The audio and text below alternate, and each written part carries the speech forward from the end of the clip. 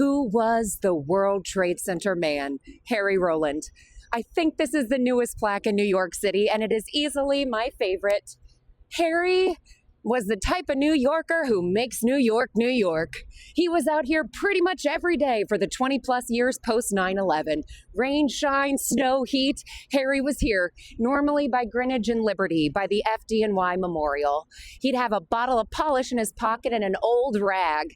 And when he wasn't educating tourists about the event or the aftermath, he was polishing that wall. Not a nick of patina could get past Harry.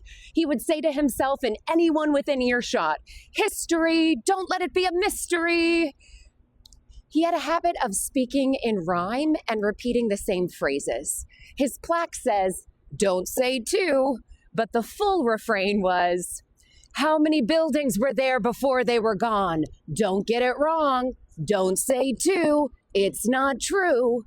There were 7 buildings within the original World Trade Center. So when I'd come by here with my student tours, I knew that Harry was going to quiz them with that question. So I would fully remind them of the answer in advance. I would say, "Don't say 2, the answer is 7. Do not embarrass me in front of my friend Harry."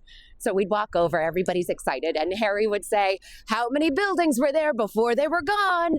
And whoever would shout 7 first, Harry would reward them with a cheap little plastic keychain. One of those, I'm sorry, generic, like probably not even worth a nickel, right? But to a student, that's priceless.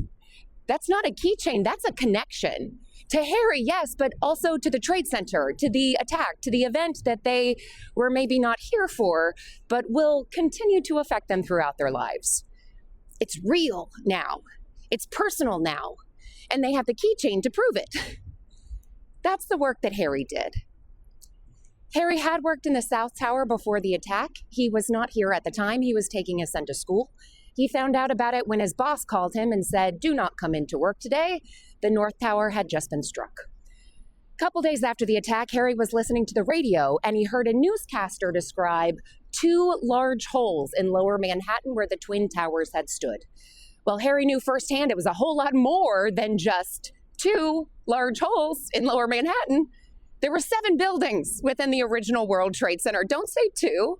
Several surrounding buildings were damaged or destroyed as well. Don't say 2. It's not true. What about DC? Pennsylvania? Don't say 2.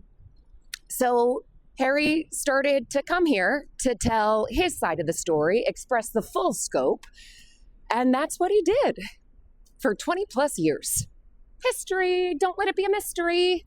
And he polished the FDNY Memorial Wall, the Fire Department of New York Memorial Wall, until it shined brighter than the fires themselves.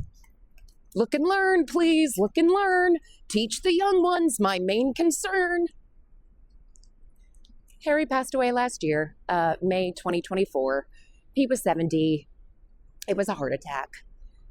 And Lower Manhattan got a lot quieter.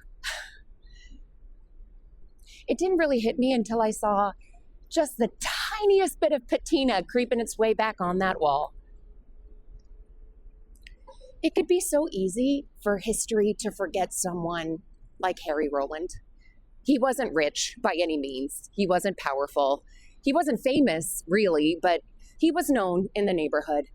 And folks who knew him learned something from him, or felt something from him, or at the very least saw in him a passionate man who had found his purpose in life and served it with unrelenting dedication. So if you find yourself by the 9/11 memorial to pay your respects, I would say you should come say hi to Harry too, but don't say 2. You should come say hi to Harry 7.